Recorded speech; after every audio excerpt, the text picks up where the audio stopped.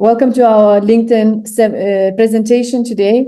My name is Jivilian Koskaita. I'm live here from Johannesburg in South Africa. I'm a leadership coach and mindset transformation facilitator, and I will be your MC for this presentation.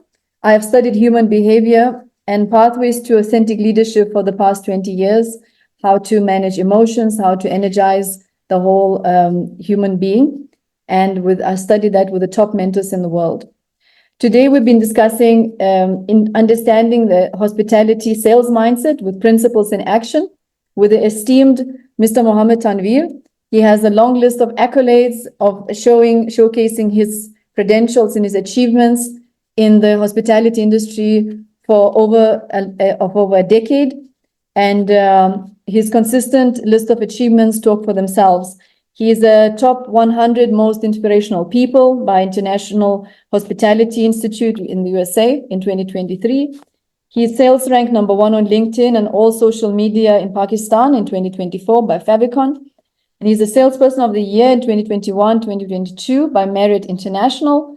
And he is Hotelier Express Awards 2018 in Dubai. He was shortlisted as salesperson of the year among 750 entries. We're incredibly honored to have you, Mr. Mohammed Tanvir, with us here today. Hello. Hi, Zabila. Thank you very much. By coming up from this brilliant idea, by having a podcast on this very special topic. So thank you for, joining in and bring this idea from South Africa. I really appreciate that. And I'm happy that, I'm part of it. Thank you. It takes two to tango. So let's jump right in. What was your inspiration to join the hospitality sector and what drove you to get where you are today? Yeah, so basically, there were phases to it. So if I talk about right away from childhood, yes, I was blessed because I was born and brought up in Dubai. So basically, as a kid, I used to go to hotels for skating or sometimes dining.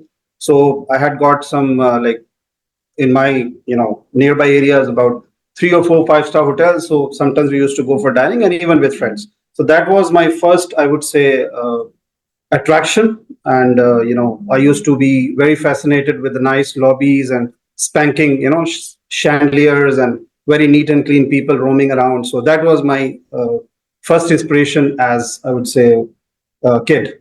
So I had somewhere in my mind, that this industry, fascinated me somehow as a kid. So when I grew up and obviously when I joined this industry in 2005, then obviously my inspirations were different. So that time I would say it was more of crafting maybe exceptional experiences for the guests that attracted me to be and, to flourish. Then I would say I love the dynamic nature of this industry, which, you always have a different situation to face. You get a new opportunity, basically. And I think I would say you also get a chance to positively impact lives of people. Obviously, someone is coming and having, a honeymoon trip with his wife and family and otherwise parents. So they are dependent on you. So you have got a very good opportunity to, kind of have a positive impact and make their trip a very good one. So these were small, I would say, additions which kept on motivating me for this. I think a fulfilling guest experience is a well-crafted, I would say, a moment is definitely, is passionate. It drives passionately to a hospitality colleague. So I think I loved all these, it's fast-paced goals and everything. So it was perfectly, motivating for me. Was that your first Second, job? I would say, Was that your first job and first career because you liked it? Yes, it was exactly.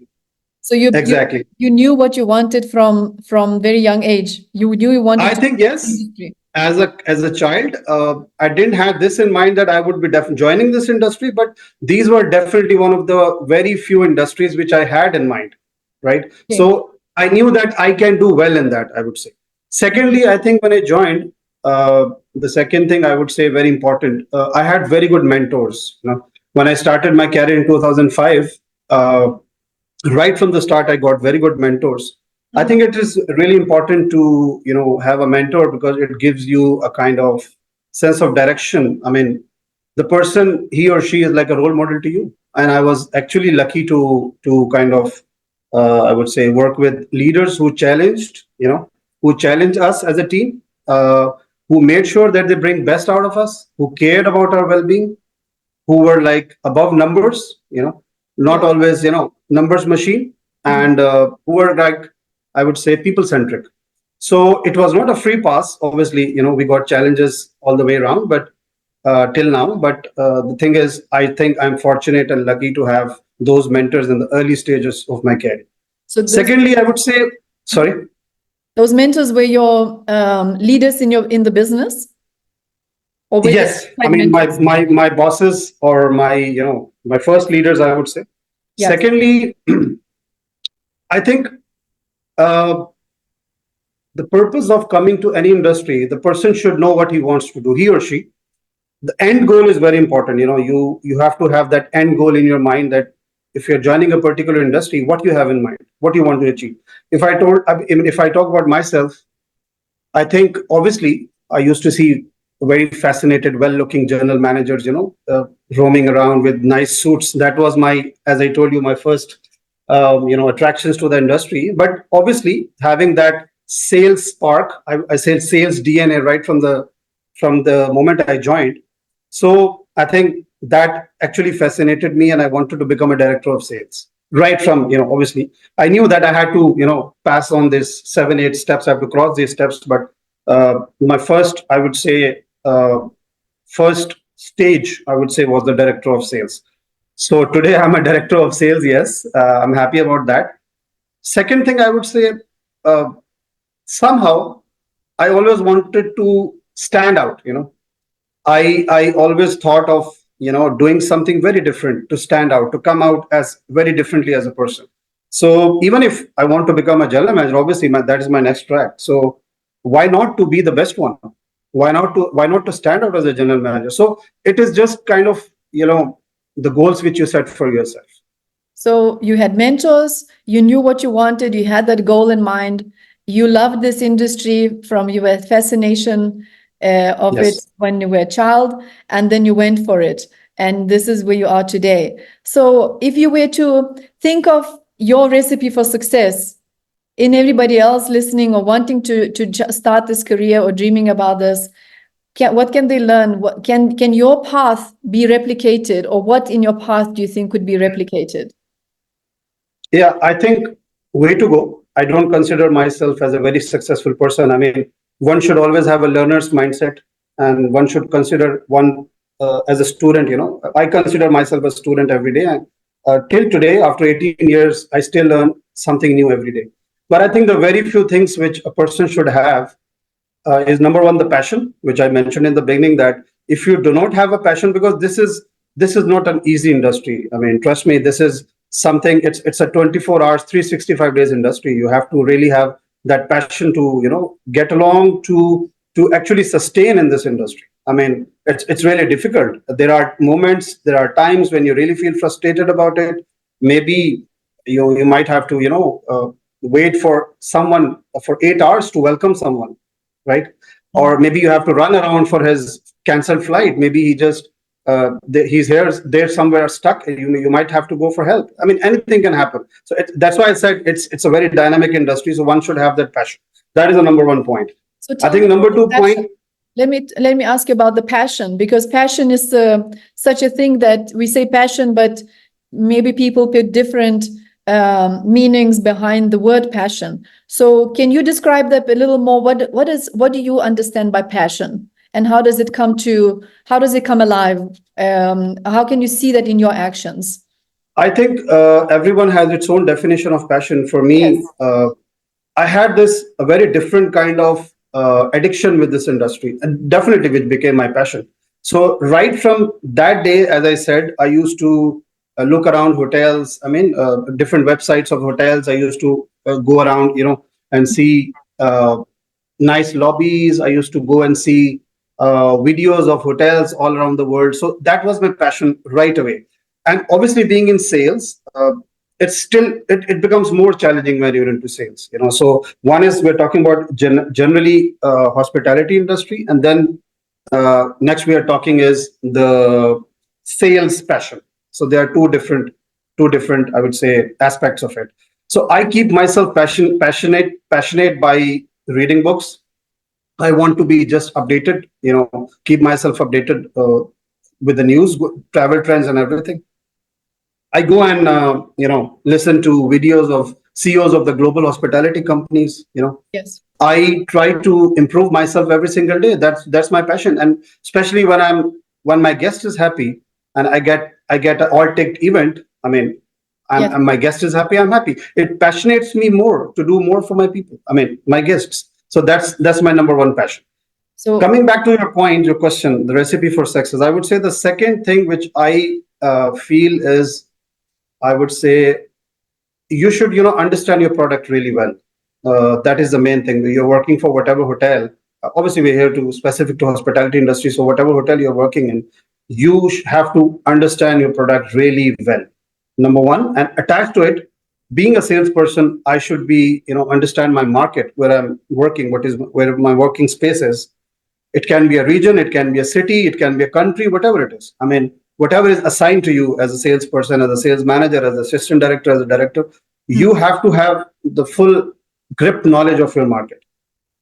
This is, I'm talking about now specific to sales. You should have those. Third thing is, obviously we're here in a human business, so we have to build relationships.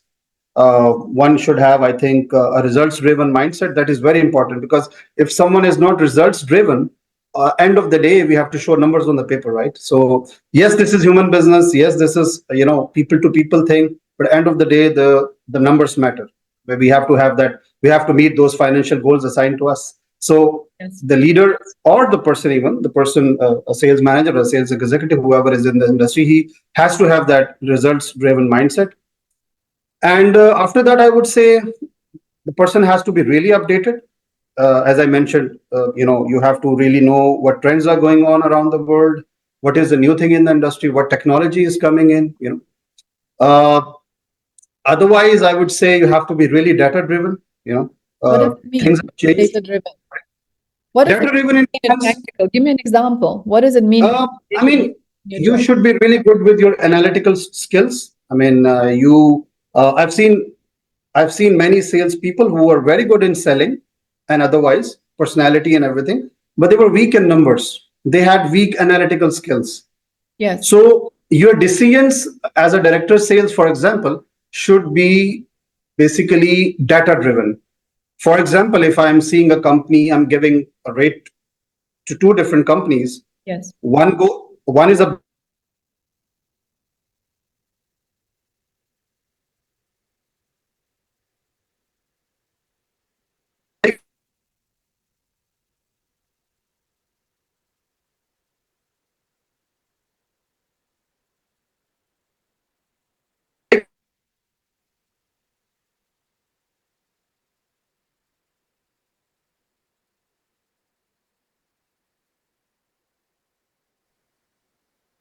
hello. Yes. Go back Yeah, now. sure. Yes. Okay. You So said the person will be like yeah, data driven, exactly. Mhm. After that, I think the last thing I would say is the adaptability. One has to be really adaptable, Mhm. and adaptability is the main key in this industry. So one has to be Mhm. really adaptable to the situation. So I think for me, I always started from the basics, I would say, and I always try to give 100% at work. First of all, even for my team, I advise them that grip your work, be very knowledgeable. I mean, I tell them that you have to have an in-depth understanding of your product and your job, as I said earlier, which will definitely make them stand out. Even me myself today also. I mean, I try to be as more knowledgeable as I can. So you have to really be an insect, like an insect. You have to really go deep down, immerse yourself, upgrade yourself, stay updated with the technology. So these are the things. So tell me, If you want to, yeah, sorry, give please. me an example. I mean, it's our challenges that actually shape us, right? We don't get better by having it easy. So Tell me tell me a huge challenge that you may have faced in your career, and how did it shape your leadership and your I mind? would. I was kind of in early stages of my career. I was. I remember one story, I would say, or incident. You can say not incident, rather it's just it's something to learn, which I learned in early stages of Yeah. my career. I joined a hotel in people who know Dubai on Sheikh Zayed Road. It's a very reputed hotel which I joined. So our director of sales was one of the Egyptian guys, very refined person as a director of sales. It was challenging to work with him because he really take the best out of you. He knew how to take the best out of you, and that's the art actually. So I remember I joined this hotel and it was my second or third day. I got a very nice welcome on the first day and people were like very welcoming. We had a very dynamic team, different nationalities, uh, very energetic team, very motivated team. So it was my third day and I went up to him and I said, 2 days were my orientation and stuff. So I went up to him and I said that, I'm looking for some companies to start with. I mean, some companies' data to start with. So Like he was doing his work on his, sorry? Like leads. You wanted some leads. Yeah. Yeah, Okay. leads. Leads, or I would say exactly, leads. Okay. So I thought it's a pretty ordinary thing because it's a normal thing in sales. When you come, you just have to have little bit data, 10, 15, 20, 100 companies with it. So I still remember his reaction. He just turned up to me and he said, Mohammed, we are not here to spoon feed people. So you cannot ask me those companies. I'm not here to give you companies. Basically, you have to go out, find the clients or whatever companies for us, and I'm not going to spoon feed you. You have to really do it for yourself. And I was like totally shocked by his reaction. Obviously, that was my first reaction. I didn't feel good. Yes, I was little demotivated right away because I was not expecting it. So You were expecting support, but you got a challenge there. yeah. Now, why this was important to me, people who don't know should understand. Whoever has been working in Dubai or whoever were previously there who don't know, I can tell them like in Dubai, since one area has got 15, 20, 30 hotels. So the companies who are nearby, let's say 500, 800, 900 companies in this area of radius of 5 kilometers, those are enough to support those hotels. Yes. So a company which is 20 kilometers away, it doesn't need to come to that area because those companies already have number of hotels in that area. Yes. So basically, I left my area out and I came to some other area, let's say 15, 20 kilometers ahead. So now this area was completely new to me, was not targeted, I would say, because it was previously not important for me because, again, it did not work that way. So that's the reason I wanted initial support from my boss. Yeah. Anyway, so I was very demotivated. I came home and I thought what to do. So I just sat down and I thought, why not going why not starting from scratch? Doesn't matter. I'm assistant sales manager. I know expectations are a little high, but it's fine. I'll just go from the scratch. So I just started scanning. Yeah. What does it mean to go from scratch? What did you do? Scratch means I just wanted to basically go with the basics. Basics means what? You knock every door. This is the basic of sales. You see salespeople around, even in South Africa. When you go outside in a market or some busy place, you see salespeople around. Ma'am, would you like to buy this? Ma'am, would you like to do that? It's totally fine. We are end of the day in sales. So I thought, doesn't matter. I'll just go and scan each and every building in the area. Okay. And I was pretty sure it was not scanned. I just had that instinct. I didn't ask anyone that, did you go here? Did you go there? I mean, in my colleagues, but I knew that, I was sure that it was not scanned. So I just started from one building, two building, any building who were having like 20 plus companies inside. I used to just go up to 15, 16, 18 floors. And then I used to come down by stairs, scanning each and every floor, 1, 2, 3, 4. But somehow you took the lift up though. Yes, I mean going up through the lift, coming by stairs. Yeah, exactly. Visiting every single company. It means there were companies which I felt was not important. I used to leave that, but otherwise 80% of the buildings were scanned. The companies were scanned that way. So 2 months straight, and I'm not getting any leads. I mean, I was frustrated, demotivated because I was trying and trying and trying. One fine morning, I remember more than 2 months in the company, I got a call from one of the Indian lady. She was an admin manager of an IT company. And she calls me and says, Mohammed, you remember you came to us. Now I was just thinking, okay, maybe I went. I said, yeah, ma'am, why not? I remember it. Yeah. Can you please, come to our office? We need to discuss something. I said, it's fine. I just came back to the hotel. I mean, I came back to, I joined work and I just left right away to meet her about 10 o'clock in the morning. And she said, you remember that day you came to us? I said, yeah, not many people come to us. I've hardly seen any sales people in the building. So good that you're, coming and visiting companies and all that. So I said, yeah, thank you. She started with like, around, she told me that we have a delegation coming from India, so I would need your support for like 5 or 6 rooms. I said, fine, no problem. So again, that was a little light of motivation for me at that particular time, but it was not enough. Obviously, with 5 rooms, I mean, what can I'm assistant sales manager? I was supposed to do more, obviously. So anyway, I just welcomed her. She sent me an email, and I was fine. But I made one thing sure. I said, okay, her delegation is coming first time from India. Basically, it was a company who made labor buses. Big labor buses where they commute labor from the sites, construction sites to the accommodation. Big buses.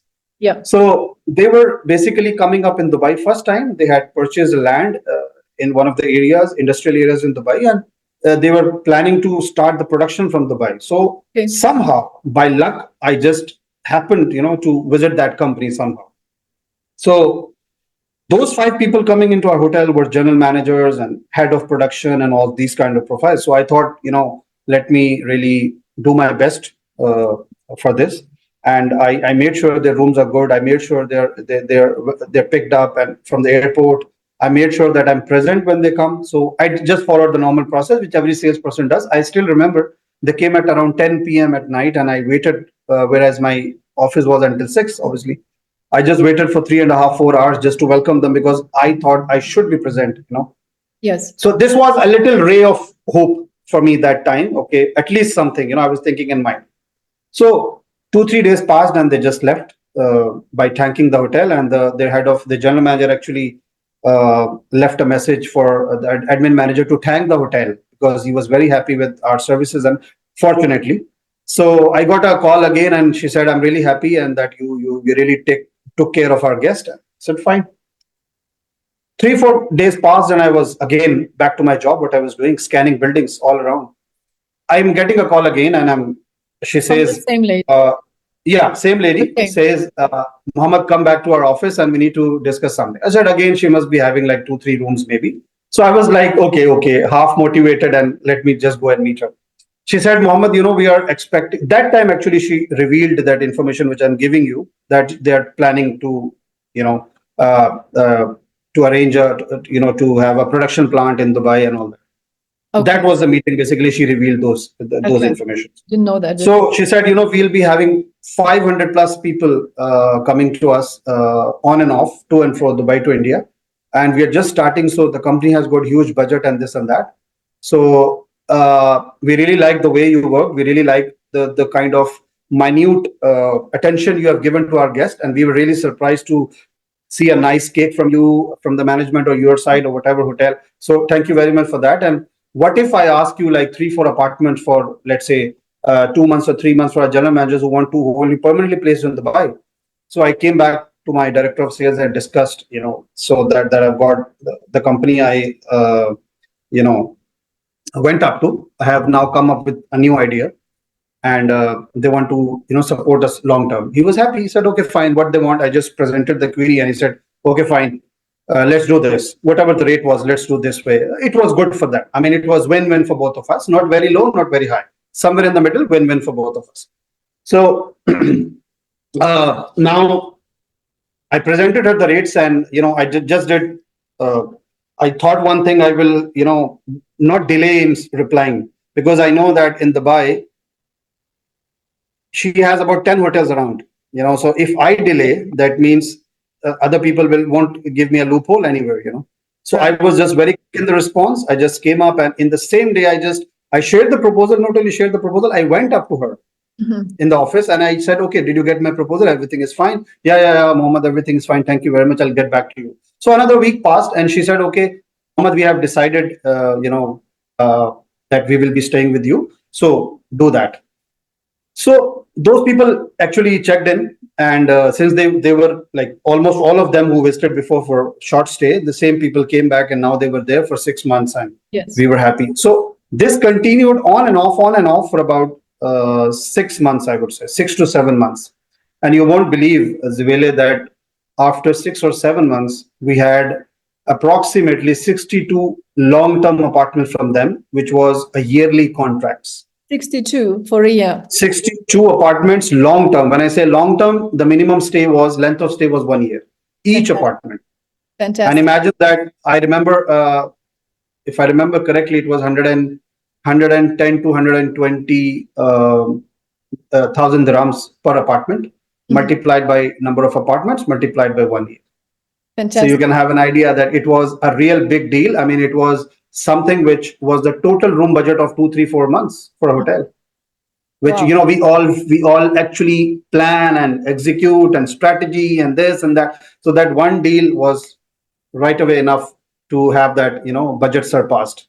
And that the same Muhammad, which was knocking his own head thinking what to do, and he was like sitting leg on leg, and he was just waiting what and then others were striving, others were Yes. in difficult time, because I did my thing and I was like done for my yearly targets. Those 5, 6 months were enough for my next 1 year targets. I Okay. actually surpassed. Yeah. Right. So But so, yes. your basics, the basics paid off. Like they say, nothing ever Yeah. happens until somebody sells something to someone, right? Yeah, exactly. That's what makes the world go round. So you went out and you knocked down some doors. You probably faced some challenges there by not being invited and just knocking on the doors, cold selling basically. Yeah. And Yes. then Yeah. you got a small job, and you didn't say, okay, it's too small, doesn't matter. You actually gave your 110%. Yes. In Attention fact, to detail was you applicable. you made me remember one thing. While I was going through this process, I remember there were a couple of times, in fact, more than that, where I was like, I had an argument entering the building or leaving the building, because I used to go to each floor and kind of scan. So definitely, I was caught in the cameras going here and there, which is not allowed. I knew it's not allowed. Maybe to some it might be wrong as well, but I had no option that time. Trust me, I just wanted to reach. My only one thing was in my mind: I have to extend my reach to wherever I can to get the maximum opportunities. I wanted to avail that point of time. So yeah, God was kind, and with the time, with 6, 7 months, I actually and again, this was the deal which made my general manager nominate me for this salesperson of the year nomination, which I got. So this was the deal where he was so impressed, and he just without even telling me, he just went up to filling my form, and I came to know when my form was filled and entered. Obviously, as a submission, my submission was done. Then I came to know that I've been nominated, and then magazine, and it came into the magazines, and it's a very famous platform there called Hotelier Middle East. So I was basically nominated in Hotelier Express Middle East, one of their edition back in 2018 February. I remember the month. So that was the start, and it was enough. That recognition was enough to keep me motivated, maybe for next 10 years. I'm talking about 2018, the first recognition which I got. So yeah, here you go, one of the examples. Yes. So you said you were very responsive as well. So you were not letting anything sort of in the way to you were grabbing that opportunity then by both hands. You treated it as super important. You didn't. Yes. You were not sort of oh, okay, let's see what happens. You were treating it as a priority, and that was the indication of your level of service to this company, right? To this manager who then started trusting you.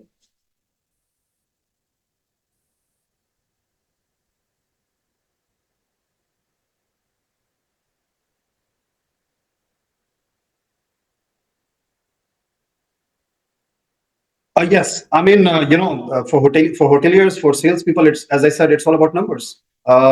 if the numbers are not right, you might be given a chance for 3, 4, 5 months. But after that, if you're not performing, I mean, you might be told thank you very much, and it's very much happening. I mean, as I said, it's end of the day, it's all numbers, right?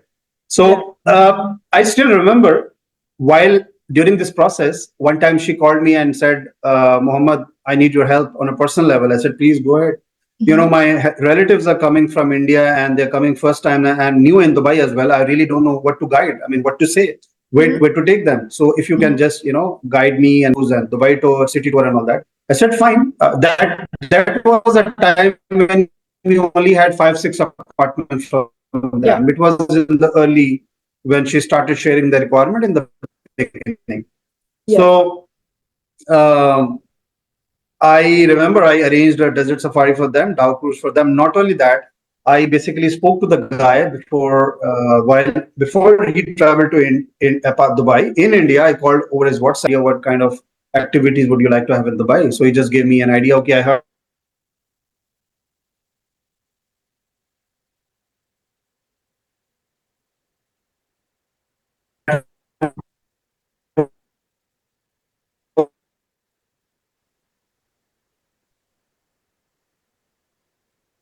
Yes. you can hear me?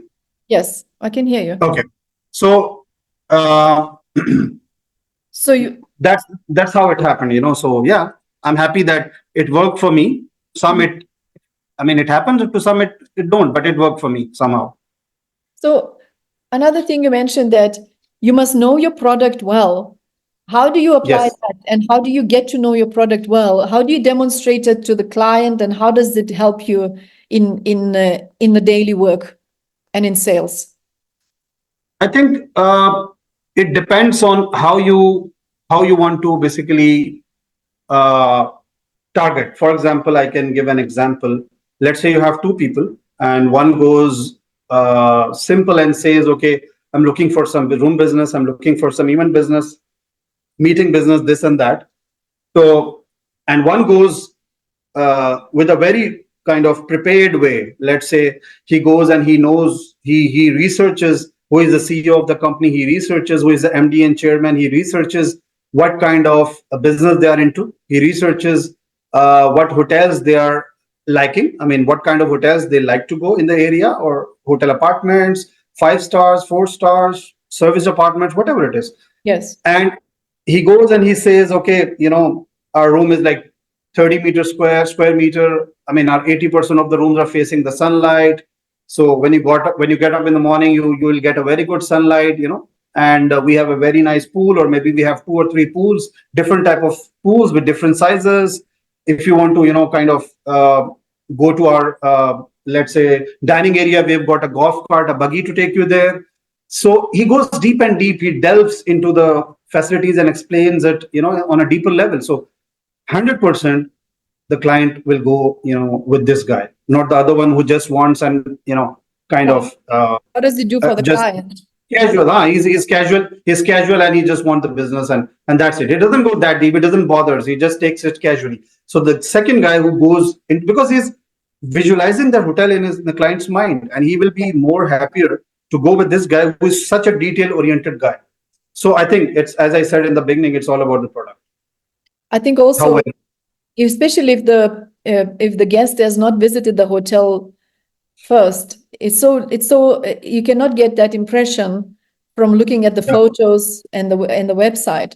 So sounds like a very powerful way to create that expectation and that experience for the client even before they enter the hotel, so that they know what they can expect and they can kind of know how the hotel is going to look like. So actually, because you are the person who is basically an opportunity for them to visualize the hotel. Yes. Right. Yes. The more you go deep, the more detail oriented you are, the more client is going to decide based on your talk. Yes. So it's basically everything depends on you. If I say, oh, I've got a very nice hotel in Dubai Marina and we have got a beach in front of it, and that's it.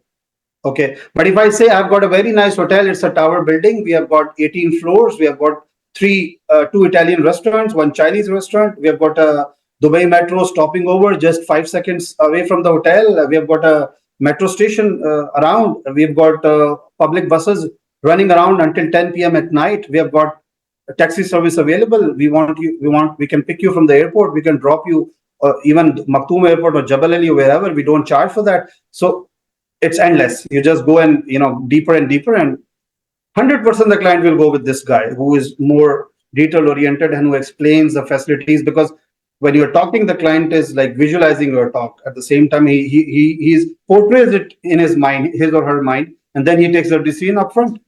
Yes. And of course, you have to hear what the client's needs are, isn't it? You cannot just tell them all the features as if it's a catalog. You still have to have that dialogue with the client. What is it that is important for them, isn't it? Yes, you made me remember an event. I mean, a small something happened. I mean, I remember I went up to meet some corporate client, and they were planning for a conference, and the conference were actually very, very important to them. I mean, they had some delegates coming in from Europe and America and here and there. So the moment I entered, we sat and had a coffee and all that. So he actually called me up. I mean, he wanted to meet because as I mentioned earlier, the company have 3-4 proposals on the table, then to decide on one. So again, you might get only one opportunity to portray yourself. He might not give you another opportunity. So you have to be that proactive and vigilant that way. So he mentioned, Mohammed, the meeting is very important for us, and we can't afford to have a single technical glitch and this and that. And he didn't actually mention technical glitch, but he said we can't afford to have any problem in the meeting. It has to go, spick and span, flawless. So I said, you made me remember one thing. And now I'm telling to the client, I said, you made me remember one thing. 3 weeks back, we had an event of, I mentioned a company's name, and I said, we had an event of ABC company, and I remember their laptop was not connecting to the multimedia, and they could not have the demonstration of the content they wanted to show. And the meeting was about to start in 10 minutes, and they were sweating all around because their MD and chairman was supposed to join from Sweden and here and there. And right away, I called up our IT guy, and he just went, and within 6-7 minutes, the glitch was basically sorted, and they were so happy. Trust me, this small thing made him decide our hotel. Just this small, two-liner of my, an incident which I shared, I would say a story, a positive story for him. And he just decided on that. He said, okay, Mohammed. He didn't say me right away, obviously. The next day he called me up and he said, okay, Mohammed, can you please come again? And we're finalizing. And then his room increased, the volume of the event, everything increased. So again, maybe the other guy just went and he didn't even open up. He just said, okay, we have this, we have that. So sometimes the client gives you a clue. Yes. Himself or herself. You have to be active-minded and just wait for the clue, and then you can target on that. That's great. So that's actually the clue is like, what is the most important thing for them? What is their biggest pain, or what is their biggest concern or the risk that they are facing? So which in this case, you actually were listening to and identified, and you responded to that, and that gave him the confidence and the peace of mind. Yeah, it's more about understanding the psychology. We don't have to be transactional all the time. We don't need to always think of closing deals. Sometimes it's just about connecting. I still remember I'm getting stories, coming up in my mind, the way we talk and the way you ask question. I just somehow remember something. So I just remember stories are good way to explain. Yes, exactly. So I remember one time I just went up to an office, and the moment I entered the office, I was with my VP sales, by the way. Now this is Pakistan story. That was Dubai. Now this is Pakistan. Right. I'm based in Pakistan. Yeah. So we just went up to a very nice office here in Pakistan, in the capital city, Islamabad. So the moment we entered, and what we are seeing is a nice golf, his pictures with, playing golf all around, and we can see some trophies. And okay, so the moment we entered, now we understood, okay, the guy is loving golf. He's a golf lover. So the moment we entered and said hi, up to 45 minutes of meeting, we did not discuss anything except golf. So it was all golf roaming around in the room, you know. Uh, now, the point is, I'll come after I complete this. So You were saying about the moment, psychology, and then the conversation was only about golf. So how does that relate? yes. Now in the whole conversation, he did not discuss with us that, you know, tell us something about your hotel and how does your hotel. I mean, what can you can offer? We have this Okay. event, that event. Nothing. So the moment we came back after, let's say, 4 days of sales blitz, we came back to our city, and trust me, the first working day, I'm getting two queries from group queries. Okay, as salespeople, we are always running after group queries because it has big volume. You know, it's Yeah. volume business where you have meetings, you have rooms, and you know. So Yeah. so I've got like two groups of, let's say, 35, 40 rooms each. Now it was about connecting with him. He Was the know. I same mean, I person, don't. golf person. Yeah, Mhm. I don't need to tell him that I'm here for business. He knows it. He Mhm. knows that I'm here for business. I mean, you don't need to be behaving like a machine and just talking and talking about, oh, my hotel, my hotel, my hotel. No, So what's the just lesson try from to. that? So what's the Yeah, lesson from that? What if you were to sort of take it to the learning point from that? What would you say that is? I think psychology matters. A sharp salesperson has to understand people's psychology. Psychology really matters, and you have to have that, find that connecting. See, you have got a very less time. He will not give you hours and hours to understand him. Neither you are going there and giving an exam, right? No one Mhm. will give you that opportunity. You have those close 35, 40 minutes where you really need to do everything. You have to close the deal. You have to understand him. You have to understand his requirement. Everything is in those 30, 35, 40 minutes, right? Yes. So connect with him. Try looking around in the room. What is his, anything you can relate to. Maybe if he's a cricket lover, you can talk about cricket. You know, sometimes when we go, we see there's a Pakistan playing against New Zealand, Pakistan playing against South Africa, Pakistan playing against whatever, Zimbabwe, Kenya. So just open the topic, just connect with him first, and then naturally he knows you're here for business. He knows that you're not his relative, you're here for business, right? Yes. So I think staying up to date, as I mentioned in the beginning of my talk, a discussion, that staying updated is very important. You have to have knowledge uh, of current affairs. You know, you should really know. I mean, some might open up a topic of US election, some will open up a topic of something else. Some likes basketball, some like cricket. So you have to really be updated. I cannot say all, but I've seen many salespeople who are very good at work, but they're totally away from media. They don't, you know, they don't know, actually. They're not into the current affairs, which is, I think, that should be the weak point. Mhm. One has to be really read newspapers. I know it's a digital age. We just go through, CNNs and BBCs and all that. Doesn't matter. It's your own way of staying updated, but just try to stay updated, and that's how it should be. Yes. I love this. And you say um, you have to understand their psychology and connect to them, because it's not, a business is not buying from a business. It's one human being buying from another human being. So Exactly. you putting them first, you putting them at the center, saying, who are you? What's important to you? Letting them express what's important to them. That's what makes them like you. That's psychology. Exactly.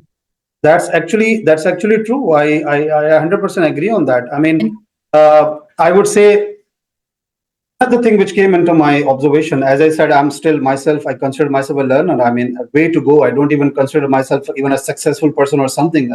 I'm still a student, and God has been kind, yes, but it's way to go for me even. I've seen 60% of the salespeople who become non-serious, or I would say doesn't pay attention when the business materializes. So mhm. if I'm there to meet someone and I'm able to close the deal, let's say 20, 30, 40 rooms or whatever, 100 rooms or 200 rooms or whatever, the moment it's materialized slow and steady, I will have a lack of interest with that company because I know it's all done and dusted. So, the operations will take care of it, and let me just be lenient. And Mhm. yeah. So I think you have to really be vigilant until it finishes. It's not that I'm not even picking the calls. I mean, if he's stuck, he's trying to call me.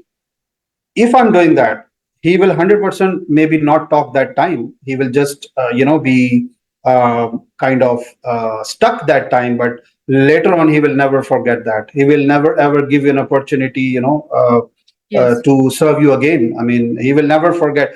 Yes, if you are there for him, internet not working, cable not fixing, this not happening, that not happening, remote not working of a multimedia, let it be the minutest thing in the room. But if you were there to attend this call during the, even if it's a 15 people meeting, trust me, he will give you in 100 ways. I mean, he will think of supporting you. You will Yes. not even remember. It happened to me actually. I Mhm. mean, it was 10, 15 people meeting. I just had them. It was my, say, it's my job. I'm not saying helping them, I did something big. Of course, no, I'm being paid for that, right? Yes. I have to make sure that everything goes well. That's my job. So later on, the company came up with the multiple groups. I did not even expect from them that, and then they told me at some point of time, "Oh, that day when I called you for this particular thing and you really supported us and you had no idea our MD was sitting in the meeting room." Now I have no idea if their MD was sitting or not, but for them it was make or break, Yes. right? So again, anything can work for you, but just be vigilant, do your work properly. I think it will happen. So In I the always say, yeah, sorry, you've been in the industry from 2005, so next year it will be 20 years, almost, yes. right? So, and still to this day, you're saying, okay, pay attention to detail, look after the client's needs, in minute needs. And when you said earlier that this was your passion, so how do you not get bored? And what does it, that means this commitment, I would say it's beyond passion, it's commitment in a way. Yeah. Yeah. So what does that give you? What kind of, what does it give you in order for you to be able to sustain that focus on the client and that level of service? What does it give you personally in return? What do you get out of that? I think that the way I say it, first of all, as I told you, I'm addicted to this Addict. industry. Okay. It is not it is not a plain job for me. Again, if I'm telling you after 18 years, that means it means for me. I mean, obviously, it works for me. But after 18 years, no one can be, naturally we become lenient and naturally we become, kind of bored from a particular industry. And you must have seen so many people even in your observation that after 5, 6 years they just go to some other field. Mhm. They feel bored from insurance field or Mhm. aviation or whatever. People just change jobs. But I think I was pretty sticking to this industry from the last 18 years, and Mhm. still I am. I would say uh, I still consider myself a passionate one. I think salespeople, they're like chess players, in my opinion. So uh, if I define how you have to really work, sorry, I'm just going back to what we were discussing. It just Yeah. popped up in my mind. Salespeople, if you sometimes observe chess, it's like you think ahead. When you play Yeah. chess, you think ahead. Okay, you think, okay, this move gonna impact that and it will impact that, right? So I think, in my opinion, salesperson has to think ahead that way. Salesperson has to actually follow the chess model. They have to be very adaptive and kind of anticipative ones. They should anticipate things. Like the way we play chess, we anticipate, okay, Yes. now this move he is doing and now he might do this and I will do this, right? So you Yeah. are anticipating on how he might behave, right? Of what his next step will be. I mean, you should be master of timing. Sometimes I see people kind of doing hard work, but they don't know when and where to respond, Mhm. right? The timing is very bad, in easy words. So you really have to be proactive. For example, if I'm going to meet a person today, and if I'm suddenly thinking, okay, let me go on Monday. Now, in between, there are 3 days. Mhm. You never know. Things might change until Monday. You should go today. Maybe Mhm. if today you go, you might be able to close a deal or whatever, right? Yes. Whatever your purpose is of visiting is, you might lost it completely if you're waiting until Monday. So you should be able to assess. Chess also teaches you how to embrace your sacrifices. I mean, sometimes you need to sacrifice to win. Like I told you, if I would have thought like a typical 9 to 5 person, I would have never be present to welcome the Indian GM, right? He At came 10 up like p.m. 10 p.m. Why would I just, I would have thought, okay, let me go and enjoy. It's not Mhm. my job anymore. I just finished at 6 o'clock and I'm going home. but I waited. So sometimes you sacrifice to get something. It's okay. I think another thing with chess, Sorry, go ahead. yeah, another thing with chess teaches us you have to really manage your resources wisely. Yeah. Whatever resources you have. Now in chess, you have got, you know that you have to win from these players, right? You will not have an additional one to support you. So you should know that how to manage your. So I actually learn much from this chess model. It teaches you to be resilient. Be resilient. I mean, in every industry, you can be a resilient one. You have to be resilient one. It's a test of sometimes your psychological strength. So you have to really come up to the expectations, right? Learn continuously. Sometimes I would say trust your intuition, trust your instinct. Sometimes your instinct gives you a message, to do this or to do that. I mean, see, everyone has its own way of doing things, working, but no, for me, it's like things those work with me, I can share those experiences. Obviously, as I said in the beginning, that it might not work for some, it might work for some, right? So it depends how you want to take it, and whatever, we learn from each other, right? I might be able to teach two things, but I want to learn 10 things from others, right? Yes. So just if you're meeting 10 people who have got 10 bosses in your career, I think you will definitely have one thing to learn from each one of them. So you are, end of the day, learning 10 things from 10 people. Yes. So may I ask you a question? So Yes, please. when you were starting out, you stayed up till 10 p.m. to show your customers how important they were, then putting them first. What are your strategies today, having reached sort of the top of the sales game? What are your strategies and actions today to show your clients that? I think how I define a leader, there is a very famous quote, I would say, I would just repeat it. It says, a leader might not be the smartest person in the room, but a leader can create a smart room. Yeah. So you should never consider yourself the smartest. I mean, director of sales or being a general manager doesn't mean that you are the smartest. You know, you should always have that learning attitude. Even a sales executive can teach you so many things. It's not that you have, since you are 10 years, you came 10 years before into the industry means you are a genius. Not like that. This is a very evolving industry. I know the things which I was doing in the beginning of my career today, maybe half of them doesn't work. Things have changed. Yeah, exactly. With the time. Yeah. So I think be fair with your team and create such an atmosphere where everyone can share a feedback, maybe a constructive feedback, just talk to your team, give them a constructive feedback. Third thing I would say important, it's the work-life balance. Every industry, everyone teaches these today. I mean, we talk about that. That day I was talking to someone, in Sweden. I think it was 21. Apologies if I'm wrong somewhere, but what I remember, what I recall, I'm just sharing that. In Sweden in 2021, they actually, came up with this idea of having a 6-hour week, 5 days week. Okay. 4 days week. 4 days. Yeah.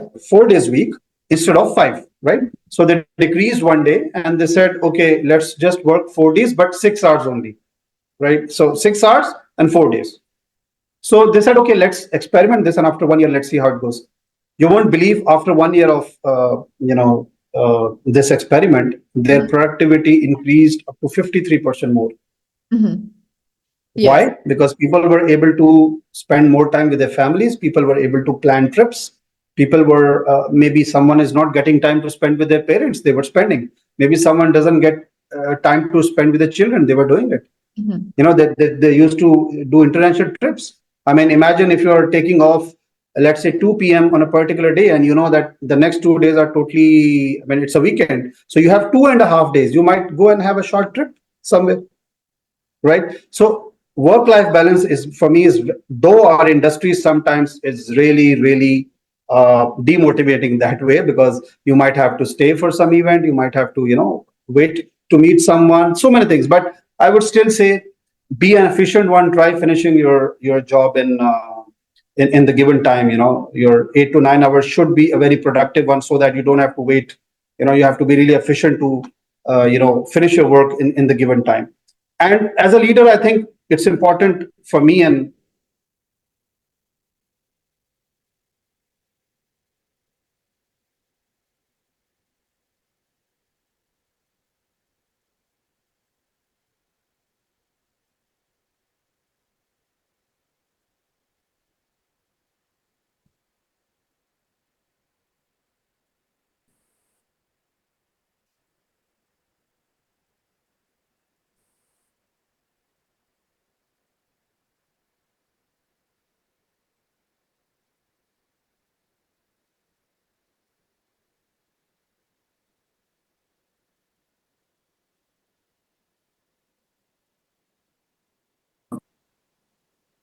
Yes. hello, you can hear me?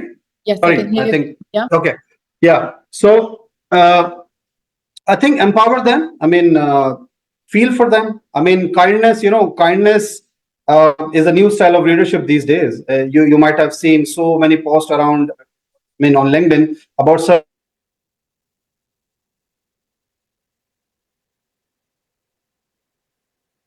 what you say. Um, Servant leadership is the new model. And in the traditional uh, leadership style, the leadership stands as first person, but in the servant style, the leader is at the back. So how do you apply that in your work? Tell me I how. think I try my best. Frankly, for What do me, you do? What are your daily actions that show that? I mean,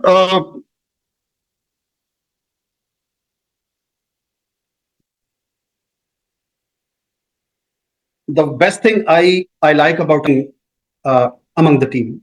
I know their families. I know when they are sad and happy. I am kind to them when they need the most. But again, kindness doesn't mean that I tolerate something bad. Obviously, if someone doing wrong, obviously we have to be strict that way. But Yeah. I think if you start tolerating a bad employee, it has a trickle down effect in the whole team, and maybe the team loses the motivation because they expect, whenever someone does wrong, the boss will be standing up for that, and he will make sure that if it doesn't have an effect of someone else, and he will stop that right away. That's what the team expects, from a leader. But kindness means that his wife is not well, his kids are not well, or maybe he has an appointment for his mother in the hospital.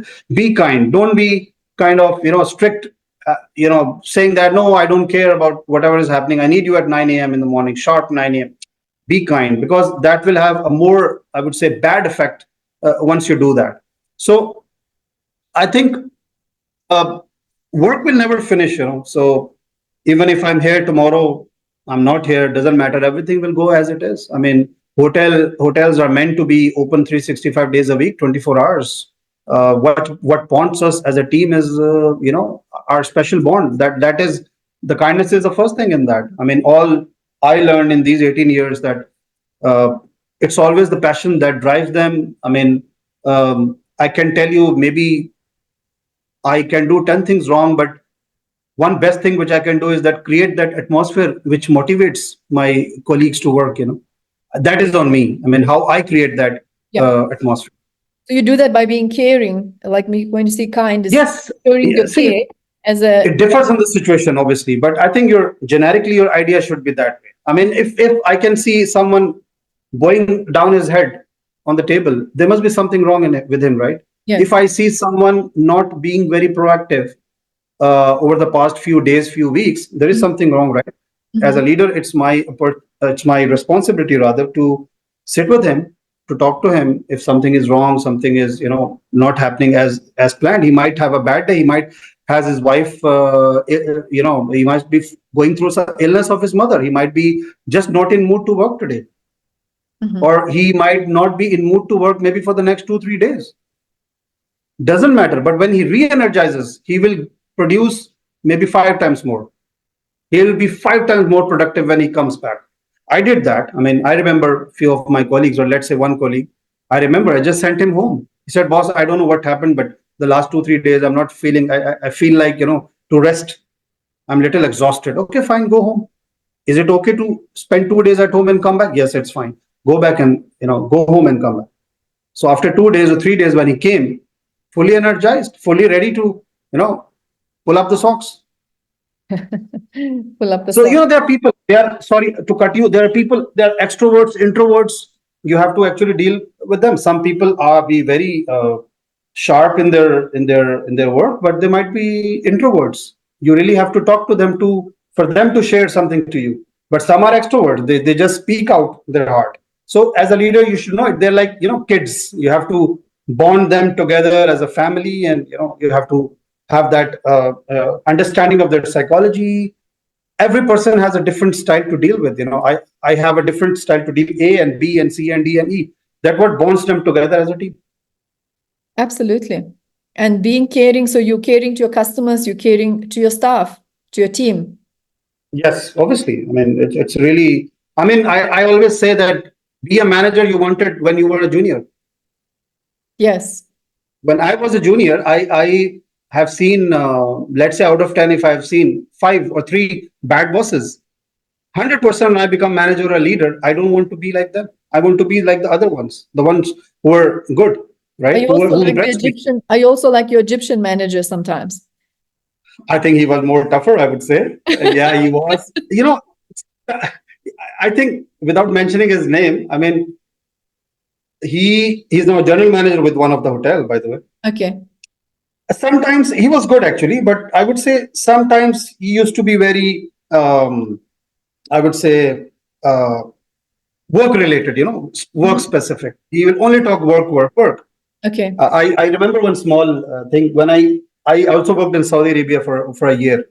So I remember when I joined, when I landed in Saudi Arabia, so we had our director sales, a Jordanian guy, very nice, good looking guy. I've been worked with the top notch brands, Marriott's and Ritz Carlton's and all that, Fairmonts and Anantas. So we were fortunate enough, though he just stayed for 4 months, but due to his personal issues, he left. But I remember he called us up. 2 people were hired, by the way, myself and one of the Arabic speaking guys. So we were hired. So we landed in Jeddah. He gave me a call on the landline in the accommodation saying that, Mohammed, what are you doing today? Do you have any plans to rest or something? I said, no, boss, it's fine. So come, I'm taking you for dinner tonight. So the same thing he told to the Arabic guy as well. So we were ready. Whatever time was given to us, 7:38. He took us to one of the restaurants, Arabic restaurants at the Red Sea in Jeddah. Our first meeting, and trust me, in those 2.5 hours which we had together, we were like we know each other from last 10 years. Okay. Such a bond we had. And that was his art. In those 2 hours, he took out everything from us inside, our personal lives, our parents, what we feel, what is our thought process, how to think. I mean, how do we take hospitality industry, how we think about this industry, whatever. Next day, which was actually our first day, it was like I know him from 5 years. Okay. But you also said So I try adopting such style. That's the style I like. Okay. Which I was impressed. But so he also told you his standards, his expectations, and he said no. That's the point. Because we didn't start the job. Obviously, he didn't. I think the kind of person he was, even if it was not the start of the job, he still wouldn't have discussed it. He just, there is a human side of yours where you just be yourself. He was himself, and we also, we also spoke our heart. So it was like within 2 hours, we were so bonded with each other that as if we know each other from 5 years. So you have to be yourself to bond. You have to be Exactly. show up as yourself, and the other person also show up as himself, not some mask. I am this title, but actually as human beings and showing up as yourself, who you are, what's your life story, where you come from, where you're gonna go, and just being there. Then that's actually what creates the strongest bond. Exactly. I think if you try to fake it, by the way, the team is very sharp. I mean, they can feel it. They can feel it that if you try to fake something. So that's why I say be a genuine person. I mean, people will love you the way you are. Just be yourself. I mean, you don't need to pretend, or you don't need to be someone else to be liked. Just be the authentic one you are, and people will like you. That's what I learned from all these years. So in being a leader, you are also important. You're saying it's important to be yourself, to express yourself, right? Yes, exactly.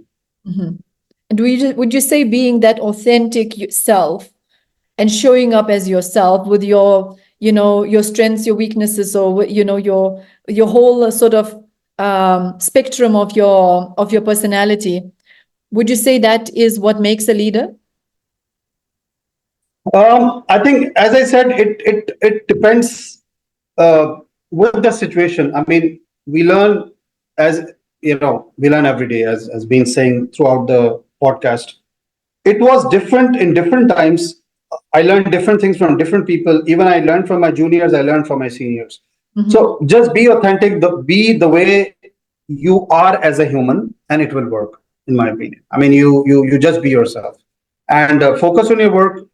No right, no left. Follow the horse mentality. Straight. He knows how to go straight when someone, his owner, sits on him. Takes a ride. Wherever the owner takes him, he goes. I mean, I don't mean to be saying that be an obedient one, or obviously be yourself, but just follow that mentality, horse mentality. Just go straight. Do your things perfect. Rest, everything will follow. Absolutely. Being that authentic self and showing up and actually and being focused. So how do you keep your focus? I think what gives you energy to keep the focus? I think I try to stay relevant. As I said, I keep reading. I don't give myself a room to lose my focus in a way. Okay. Even in weekends, I have my laptops with me. I just open LinkedIn. I just go through, latest articles on hospitality. I just there are certain 3-4 good websites which are considered as one of the top ones when it comes to hospitality industry. Skift is one of very top one. I mean, Skift, Skift. It's covering travel and tech and everything, but it's one of the best. There is no. I don't remember a day in my week. Maybe I don't remember a week actually where I've totally passed the week without seeing any video of some of the hospitality industry leader. I always do that. I mean, I just see them. I just listen what they say. I just try to understand that why this person is today the MD of this particular region, or maybe a chief operating officer now handling 100 hotels under him. He's got 50 GMs reporting to him. What is special in him? Absolutely. So obviously, I know such people whom I've been following from the last 3-4 years. I've not missed a single video of them. Yes. Whether they're going to attend a conference, meeting, seminar, ATM, ATM, right? Arabian Travel Mart, very famous. Yes. Similarly, ITV, similarly, WTM. I make sure that I don't miss any video. That's my own style of keeping the focus with this industry. And obviously, work related, I keep myself specific to work. So obviously that keeps my focus too. So hopefully we have a lot of people from the industry also joining us today. And I mean, we had that technical glitch, but otherwise, maybe we'd like to share with them after we finished in a comment. Like, we would like to share what are your top favorite sources to keep yourself updated. Yes, for sure. I'm happy. I mean, you've seen I try to not stop, and since 2021, which was peak COVID, I just kept on doing courses and stuff. And by today, I've done like 21 international certifications on hospitality related topics. I'm really happy, and I don't want to stop here. I just want to go on and on. So similarly, I tell the same thing to everyone. Just don't stop. Just go. I mean, just keep doing whatever you feel like to do. I mean, courses, staying updated with the trends.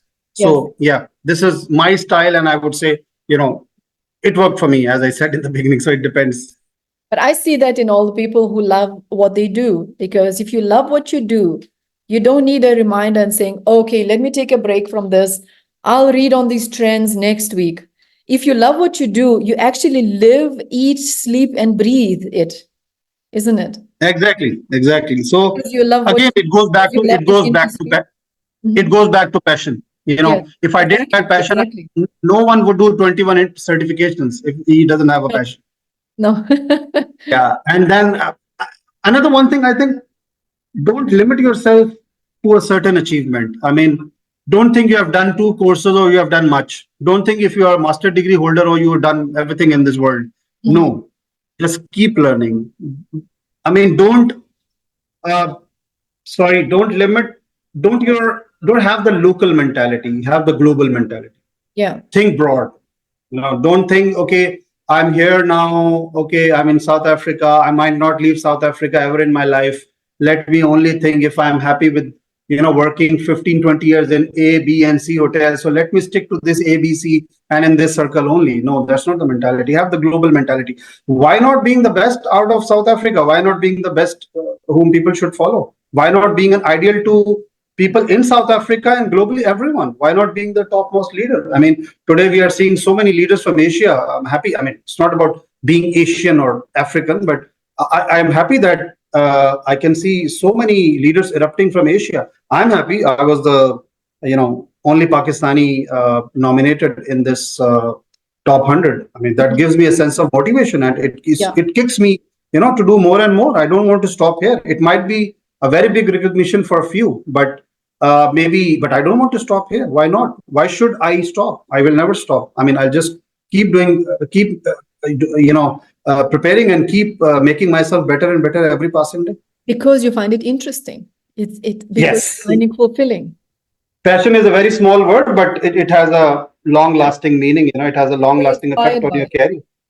So, of these 21 qualifications you've done, is there one or two that stands out particularly of the highest value for you that you would love to share with your colleagues here from the industry? And maybe it was, which one was the most insightful for you? So many. Everyone had its own interest, and I would say. But which one was your favorite? I think brand management, which I did from University of London, was really tough. And it was something out of the ordinary. I would say hospitality leadership from AHLA was good. I did the hospitality management from Florida Atlantic University, FAU. That was also really, really interesting. I mean, obviously, all those, there were some boring certifications as well, by the way. I mean, the traditional ones. But I did a very nice, I would say, interesting one certification. That was Science of Sales. Okay. Yeah, so that was really interesting because obviously it caught my attention when I read that courses when I was trying to find out what to do next. So those kind of courses, I just don't want to be a typical sales courses and which are all around the internet. I just wanted to have upgrade myself. I don't want to relearn things which I already know. Obviously, I want to do something new. So I just kept on doing that. But I'm happy I utilized this COVID time up to 100%, I would say, because I remember every 4 to 5 months I was up with one certification and then I used to go for the next one. So I'm happy, I'm very happy, in fact, because see, you don't have to be over proud, you don't have to be overconfident, but I always say this to my team, whatever your achievements are, I mean, be proud of that at least. If I have 10 people with me, they're into hospitality industry, but I did 10 certifications and they have not done anything. Obviously, I'm better, right? Obviously, I'll be rated better than them. So let me be this little proud because it's little unique for me. I'm a little different from them. So keep that badge up and but do not be humble. Humility is the key. I mean, all big leaders are humble. Yes. And as Napoleon Hill said in his Think and Grow Rich, you have to have specialized knowledge. So I would say that is one of the actions you are doing naturally. Exactly. I think humility is the key. The more you elevate in your career, you should be more humble. By the way you go up, your humbleness should also go up along. So it's like for me. I mean, right from my family, the one thing which I was taught right from the beginning, even from my parents, I would say, was being humble. I mean, stay grounded, stay humble. No matter whatever you achieve, be proud of that for a while. Just forget it and move ahead. I mean, go ahead. Just move on from there. And have the learner's mind again. And have the learner's mind again. Be open-minded, right? Exactly. Be like a kid. I mean, a good leaders always have a kid's mind, that way. As I said in the beginning, a sales executive or sales coordinator who just does a proposal for you and who just sends email on your behalf and supports, who is basically a support staff, might teach you 10 things. I mean, you should have an open mentality. You cannot say him, okay, how did you try to teach me? No, not like that. You can learn anything from him. He might share a better proposal than you. He might write a better email than you because he's today's person. Maybe he came from some university in UK and you studied locally. Doesn't matter. He might be better than you. Just have that open-minded learning. I mean, don't limit yourself or think that, as I said in the beginning, if I came 10 years ahead in this industry, it doesn't make me genius. So and while I stay updated, I stay with with the trends. Trends are changing, by the way. I mean, that day I was reading, and it's actually very interesting to know. I was just reading the new trends erupted for kind of shared for 2024. Sleep tourism is gaining interest these days. Sleep tourism. Now you would say, what is sleep tourism? Sleep tourism is basically the next big thing happening. If not big thing, but at least it's gaining some traction. That people want, I would say, the AI powered technology in the room where they want to have the maximum time sleeping, because somehow in their own life they're not able to sleep more than 4 or 5 hours due to whatever family affairs or whatever. They want to have a vacation where they should have a kind of all dark curtains, full, I mean, technology fully supporting the sleep mode, and they just want to have the best quality pillow and best quality mattress to have a nice 7 day vacation. Out of that, maybe he wants to have a good rest sleep of, let's say, 3 days out of 7 or 4, and then the remaining days he wants to spend outside. Now it sounds very different, right? That this will also be a subject one day. So it happened. It is actually gaining traction in Europe and here and there. So see, now this is the thing. If you don't know what is in trend, and if you don't think globally, as I was saying, that do not think local, always think global. If this tourism doesn't affect my region, doesn't mean I should not know it. Be open-minded, right? And be open-minded. Know everything. Yeah, I mean, you should know even whatever is happening in Canada. Maybe the last part of Canada, if there is something new which affects and which is good for you to know it.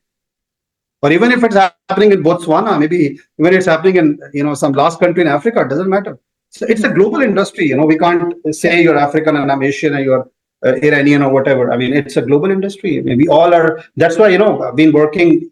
I remember with one of my hotel where I worked, we had 13 people in sales, and all 13 were different nationalities.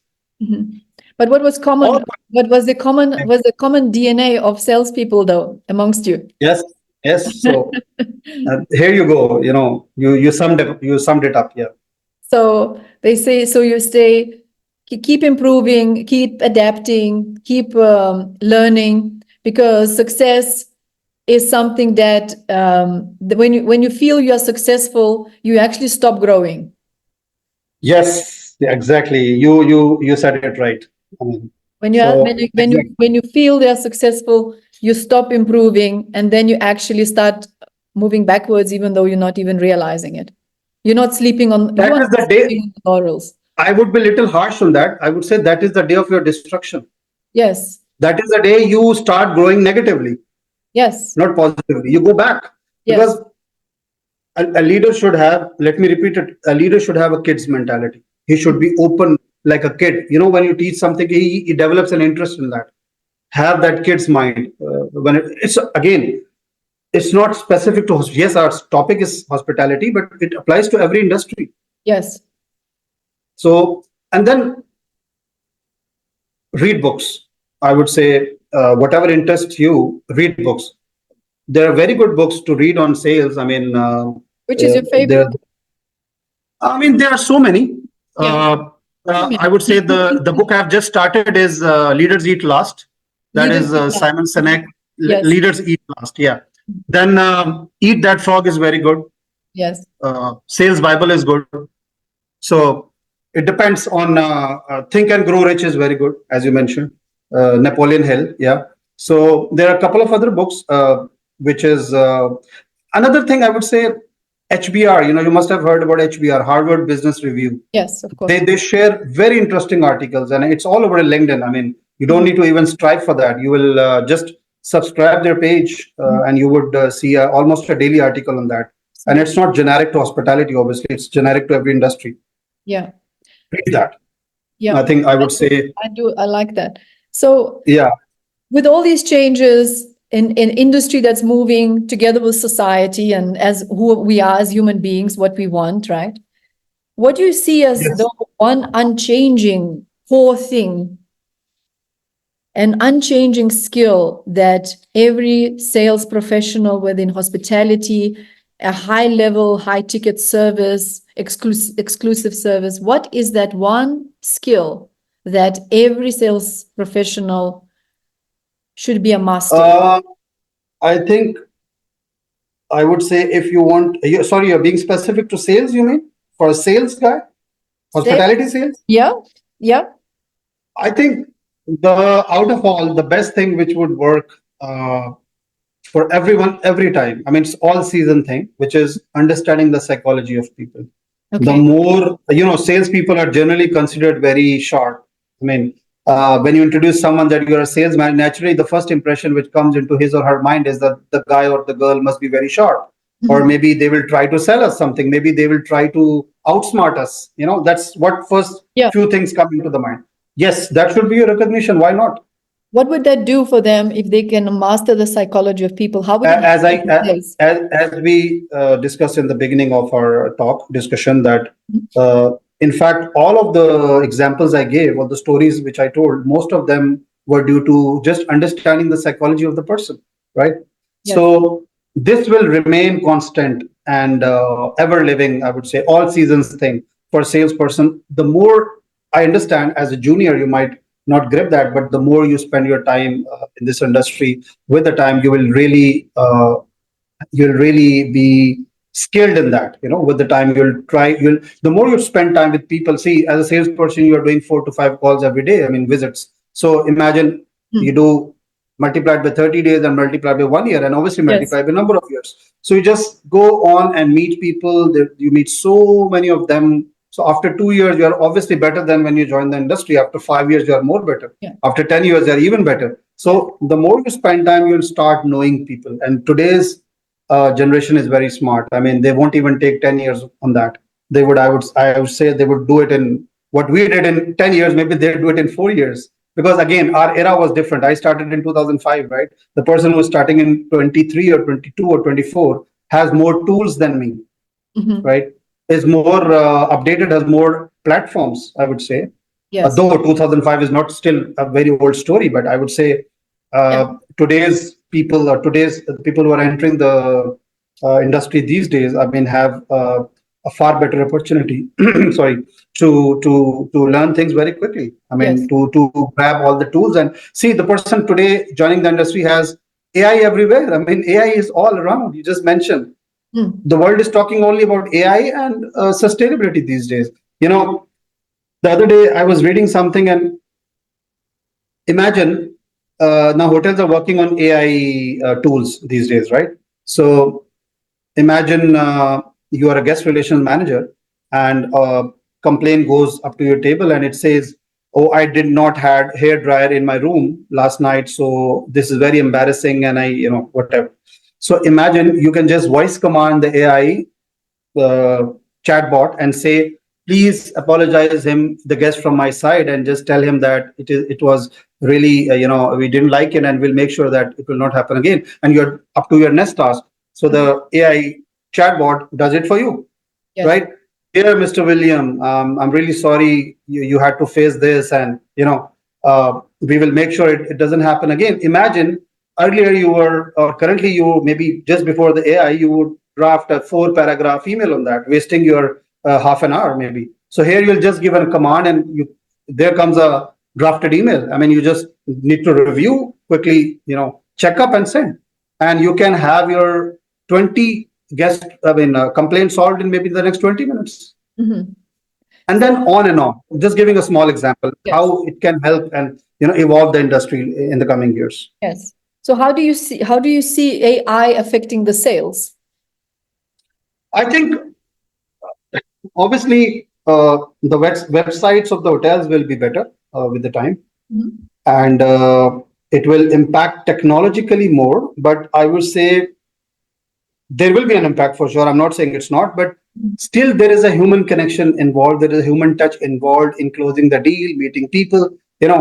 Yes. I can obviously send a VR. VR is also coming up. So basically, you have that VR technology where you can show him your room sitting in the office. Yes. But you still need a human to go and to talk and to discuss and to negotiate. So that negotiating thing, that things obviously will remain with humans. So I would say sales will not be impacted that much, but still we can see some 25-30% effect on that. Yes, but the human touch still remains the same. It will never be, it can never be changed. I would say it will still remain the same. Would you say the human will be the ultimate luxury? But a salesperson has to be smart at the same time. He doesn't need to be happy thinking, okay, my role is still there. He has to be smart. He has to use those tools. Whatever is there is for us. And if you are not using, then what's the point of having AI all around? So you have to be really smart and, work smartly. And still, it's about the understanding the customer, right? And building that relationship with the customer. And Exactly. that connection, what you said, the connection. Yes. No machine, no computer will do that because exactly. It has to be from heart to heart. Yes, I mean, obviously, in case of that Indian lady, I mean, she could have booked all the desert safari and everything by herself, but the way I did it and the way I had that lasting impression on her, AI cannot do that. No. Right? It was a human got involved and did that everything for her, and that emotion came up due to a human. Right? Yes. Exactly. So I think this thing will remain, no matter what technology is there. Yes, but we have to use the technology wisely and see how smartly we can use that. So and that emotional connection, that is what builds the relationships. Having that emotional connection. Or I think always leave a lasting impression. I always say my team, leave a lasting impression. Mm-hmm. If you're going for a meeting, doesn't matter, you do 3 in a day out of 5, doesn't matter. But if those 3 are done perfectly and you are able to leave an impression before closing the door of that office, it's done. Instead of having a half-hearted meetings where you're going 20 times banging your head, but it's not working. But at the same time, if I'm doing two productive meetings in a day, which I don't know, my style is storytelling. Even today, I go and meet people. We discuss more of other things than business, and naturally, the business flows. Yes. So it works for me. Even till today, I can say it works. The human touch, the psychology understanding. I try to, not all the time, but I try to be as researched as I can, depending on the time limitations. Obviously, I try to research a little bit about it. For example, if the person is not expecting for me to know his MD's name, but if I just go and say, "Oh, how's your MD, Mr. So and so," so he will obviously be thinking, "Oh, so he knows my MD's name, even right?" Yes. So that gives an impression that he is well prepared, and he's important. So, yeah, it's important for him, and it's well prepared. And obviously, say I go to a company and say, "Okay, your MD was, I think 2 months back, he was in this company, right? So he just joined you recently. Oh yeah, how did you know?" Yes. Yeah. So it then connects the dots. I think for me it works, and it is the way it should be. So what is we are probably very much out of time. I really enjoyed this this time. Yeah, exactly. That's fine. Yeah. When you have fun, time really flies. So what is the last thing you'd love to leave with as a food for thought,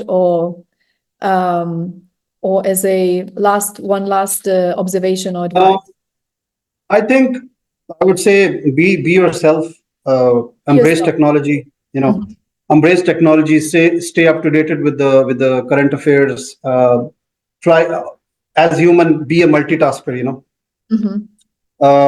Have that, I would say, inner fire in you. That should never extinguish. Your inner fire should always be there to do more and more for yourself. And that should not be extinguished. That should always be, kind of, you should be uneasy as a salesperson all the time, in a way that you should never be satisfied with your work. Always think there is always room to do more. So be that 1% better every day. You must have heard that phrase, be 1% better every day. So there's a research to it, basically. If you become 1% better every day, at the end of the month, 30 days, I would say, you become 34.78, if I remember correctly. You become a better, 34% better, to round it off, after a month. So one person is not a big deal for us, I think. Yeah. So just try doing something new, subscribe to something, then keep doing it. Do not just subscribe and forget. Read it. I mean, there's no point you will it would go wasted for you. It will definitely help you out. Thank you for So yeah. these wise words. And that's definitely something that I can, I'm getting goosebumps when you talk now, because that is definitely something that is also close to my heart. And that's something I'd love to also make a comment, because being yourself, having that inner fire and wanting from within to improve, wanting from within to grow, not to improve for somebody else's sake, but for Yes, yourself, to grow, exactly. to develop, to learn something in that field. It's actually a classical recipe for success, I would say. But not Agree. everyone, you have that within you. But what I want to talk about now is not perhaps everyone found their industry, perhaps, when they were small. You found your career with your fascination when you were young, but I not mean, you, of course, being frank, being frank, it was not like I decided right away, but no. this industry somehow fascinated me. I mean, I Yeah. thought, okay, if ever I would get a chance, because at that time I had no clue as a kid that how this industry works even. Mhm. But the more I started skating and, growing into that age of 12, 11, 12, 13, the more I was into hotels, and then I took a monthly membership, then I took a yearly membership. So I used to visit almost every day, right? Yes. Or every day, or at least so that created more fascination. But yes, when I started at 2005, my first job is hotel, and till today I'm into the hotels. Yeah. So you can say that, yes. That is very inspiring. I think you're very inspiring to me. And you're also a great ambassador of this hospitality industry. And I would say, without a doubt, you're a huge asset to your company. Thank you very much, Zivile, for those kind words. And as I said, let's all become better every passing day. Yes. So, in that authentic leadership that you exemplify, I would like to just share a couple of things on if someone wants to grow that consciously, because you came to this from you started it from liking the industry, and then you grew. But Yeah. like I said, not everyone, and like you said, you also see people, they try this industry, they get bored after some time, then they try for something else. And what I want to share is how one can get to know who they are, get to know that inner leader, so that they can be yourself and be that authentic leader, and live those qualities that you have shared with us today, like that Yeah. fire, continuous, enthusiasm and energy, and continuous learning. Because everyone inside us has this authentic inner leader. What is that inner leader? It's like the inner resources. We have those resources within us, but not everyone has gotten them awakened to the same degree. And the question is, you have found that, I think I have found mine at being a coach. But there's everyone else. Have they found those that inner leadership, or are we yet to discover them? Because some people naturally or unconsciously, or they are at the right place at the right time at some point in their life, and they connect to that, and then make those decisions to be there, so whenever you are in line with your inner leader, and you can just be yourself in that industry. I mean, you will be making decisions that support you, that make you a success as well. But Agree. sometimes unconsciously, when I might also go against that, Yeah. because you're not conscious of everything, so it might be in contradiction. So that's why sometimes, when we in line with the inner leader, we are walking the talk, and sometimes we're limping our life, so because we're not Yeah. conscious of all those areas. So what is important to understand is the more we can become conscious of what the inner leader is, the more it will be easier to, one, choose that path of to make those decisions, and set the goal and strategy for yourself. Know where you are the strongest. What are those things that really put that inner fire that is nobody can extinguish. And then you can always go to that source of energy within you, Whether times are tough or not, you are actually inside you to get to that power, to get that energy. Because you are then in a flow. Yeah. You are in a flow, you have more energy. Sometimes you have more energy at the end of the day than when you started in the morning, because you're doing something that you love, isn't it? Even if you work It long happens. hours. Yes. Yes, So exactly. because what you're doing is inspiring to you. And when inspiring to you, it gives you energy.